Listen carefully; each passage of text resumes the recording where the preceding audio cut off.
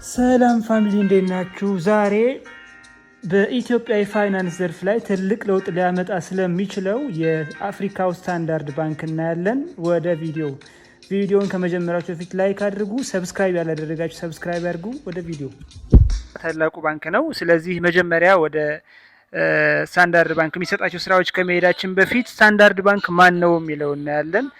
ስታንዳርድ ባንክ በአፍሪካ የባንክ ቡድን ትልቁ የባንክ ቡድን ሲሆን ዋና መስሪያ ቤቱ በደቡብ አፍሪካዋ ጆሃንስበርግ ከተማ መቀመጫውን ያደረገ በ18ኛው ክፍለ ዘመን በ1862 ዓ.ም የተመሰረተና ከ21 በላይ በሆኑ የአፍሪካ ሀገራት የባንክ አገልግሎት የሚሰጥ ባንክ ነው።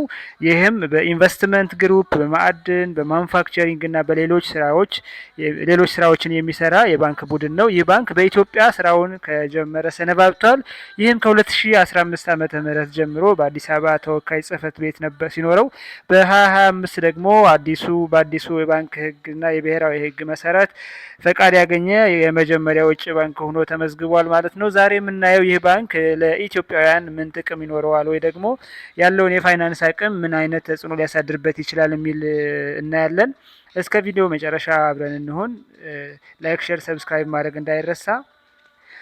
መጀመሪያ እነዚህን ዋና ዋና ጉዳዮችን ከማየታችን በፊት በኢትዮጵያ ላይ ባንኩ በምን ዘርፍ ላይ ቢሰማራ ለውጥ ሊያመጣ ይችላል ወይ ደግሞ ባንኩ ዋና ዋናዎቹ በኢትዮጵያም ይሁን በሌላ ሀገራት ላይ ሊሰማራ የሚችልበት የስራ መስኮቹን እናያለን። የመጀመሪያው በግብርና ነው የሚሆነው፣ ግብርናና ግብርና ውጤቶች ላይ።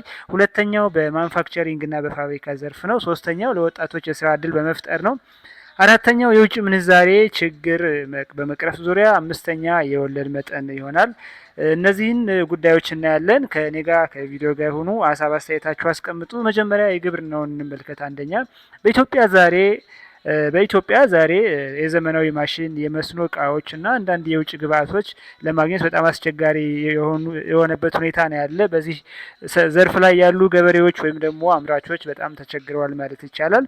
ይህ ባንክ በሌሎች የአፍሪካ ሀገራት ለምሳሌ በኬንያ፣ በደቡብ አፍሪካ፣ በጋና፣ በሴኔጋልና በሌሎች ሀገራት ግብርናንና የግብርና ፕሮጀክትን በመደገፍ የግብርና ምርቶችን ኤክስፖርት በማድረግን በማፋጠን ለገበሬዎች ብዙ ለውጥ አምጥቷል። በኢትዮጵያም የቡና፣ የሰሊጥ፣ የአቮካዶ፣ የአበባ እና የሌሎች የግብርና ምርት ለአካባቢው ላኪዎች እና እንዲሁም በዚህ ግብርና ሙያ ላይ ያሉ ሰዎች የተሻለ ለውጥ ሊያመጡ ሊረዳ እንደሚችል ካለው ኤክስፒሪየንስ አንጻር ይጠበቃል። እናንተ ሀሳብ አስተያየታችሁ በዚህ ዙሪያ ያስቀምጡ። ሁለተኛው ፋብሪካና ማኑፋክቸሪንግ ላይ ነው። ኢትዮጵያ በጣም ብዙ ወጣት እና ስራ አጥ ወጣቶች ያሉባት ሀገር ናት። ለዚህም ደግሞ ፋብሪካ ያስፈልጋታል።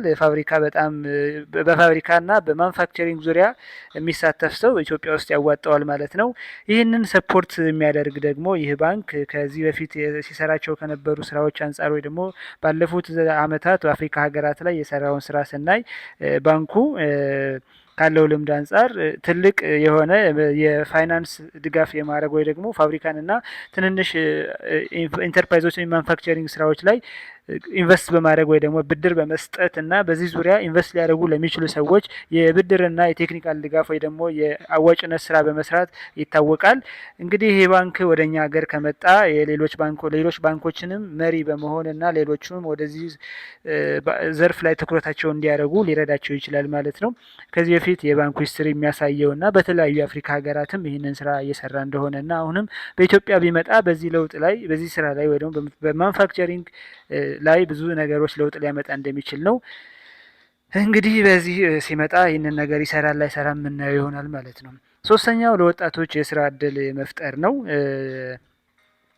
ለወጣቶች የስራ እድል መፍጠር ነው። ባንኩ እንደ ደቡብ አፍሪካ፣ እንደ ኬንያ፣ እንደ ቦትስዋና፣ እንደ ጋና እና እንደ ሌሎች የምዕራብ የምስራቅም የሴንትራል አፍሪካ ሀገራት ላይ ብዙ ወጣቶች እየጠቀመና የስራ እድል እየፈጠረ እንደቆየ ይታወቃል። በጣም ብዙ ተጠቃሚዎች ያሉት ባንክ ነው። እንግዲህ ከ21 በላይ ሀገራት ላይ ብራንች ከፍቶና ስራ እየሰራ ነው ማለት እንግዲህ መላ አፍሪካን ያጠቃለለ በጣም ብዙ በቢሊዮን የሚቆጠር ህዝብ ደንበኛ ያለው ባንክ ነው ማለት ይቻላል።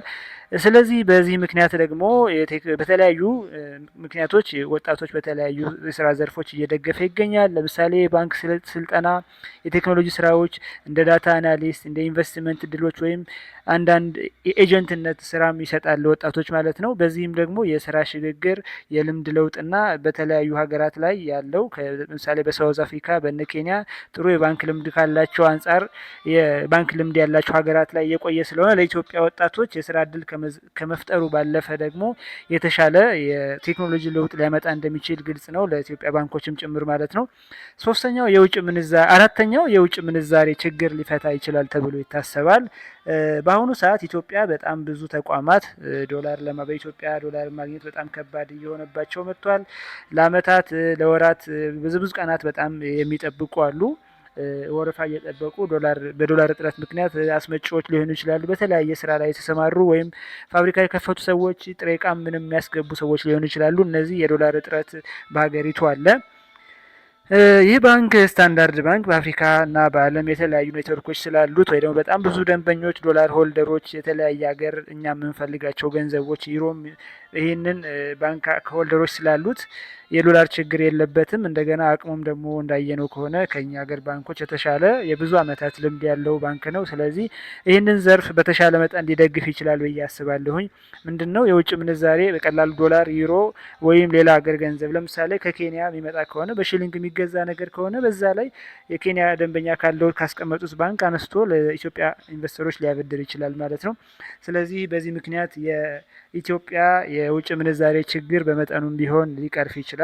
ምክንያቱም እንደሚታወቀው የእኛ ሀገር ባንኮች የውጭ ምንዛሬ የሚያገኙት ከዲያስፖራው ኮሚኒቲ በሚመጣው ገንዘብ ነው ማለት ነው።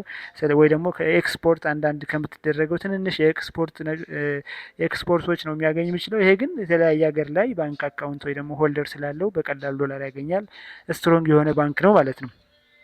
ሌላው የወለድ ምጣኔ ነው። የመጨረሻው ዋና አምስተኛው የወለድ ምጣኔ በኢትዮጵያ ባንኮች እንግዲህ እንደሚታወቀው ባንኮች በጣም የወለድ መጠናቸው ከፍተኛ እንደሆነ ይታወቃል። ይህም ከ18 እስከ 25% የወለድ መጠን አለው። ለተለያየ ዘርፍና ለተለያየ ሴክተር የሚሰጡት የብድር አይነት የተለያየ ሆኖ በዚህም ደግሞ 18 እስከ 25 ይሄዳል ማለት ነው። ይህ በጣም ከፍተኛ ወለድ መጠን ነው። ነገር ግን ስታንዳርድ ባንክ ከኢትዮጵያ ባንኮች በተሻለ ዲስካውንት ለምሳሌ አብዛኛውን የሌሎች ሀገራት የሚሰጠው ብድር በአፍሪካ ሀገራት በነ ኬንያ እና በነ ሳውዝ አፍሪካ ስናይ የባንክ ብድር የወለድ መጠኑ በጣም ትንሽ ነው። ከ10 እስከ 15% የሚሄድ ነው ማለት ነው። ስለዚህ ይሄ ደግሞ ለኢትዮጵያውያን በጣም የተሻለ እድል አለው ማለት ነው። ምክንያቱም እንደምናውቀው የኢትዮጵያ ባንክ 18 እስከ 25 ከሆነ ይህ ባንክ ደግሞ ከ10% ጀምሮ ካለ ከ10% አትሊስት ፖዘቲቭ ወይ ደግሞ ትርፍ ልናገኝ እንችላለን ማለት ነው። ይህ እንደየሴክተሮች ወይ ደግሞ እንደሚሰጣቸው አገልግሎቶች የወለድ መጠኑ ቢለያይም ከኢትዮጵያ ባንኮች የተሻለ ነው ብዬ አስባለሁ።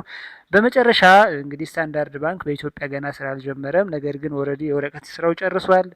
በቅርቡ እንደሚከፍት እየተወራ ይገኛል። ይህም የመጀመሪያው የአፍሪካ የመጀመሪያ ውጭ ባንኮች ኢትዮጵያ ከሚመጡት ባንኮች የመጀመሪያው ነው ተብሏል። ስለዚህ ምን አይነት ለውጥ ያመጣል፣ ምን አይነት ስራ ይሰራል የሚለው ወደፊት አብረን የምናየው ይሆናል። ሀሳብ አስተያየታችሁ ጻፉልኝ። ላይክ፣ ሼር፣ ሰብስክራይብ ማድረግ እንዳይረሳ። መልካም ቀን ይሁንላችሁ።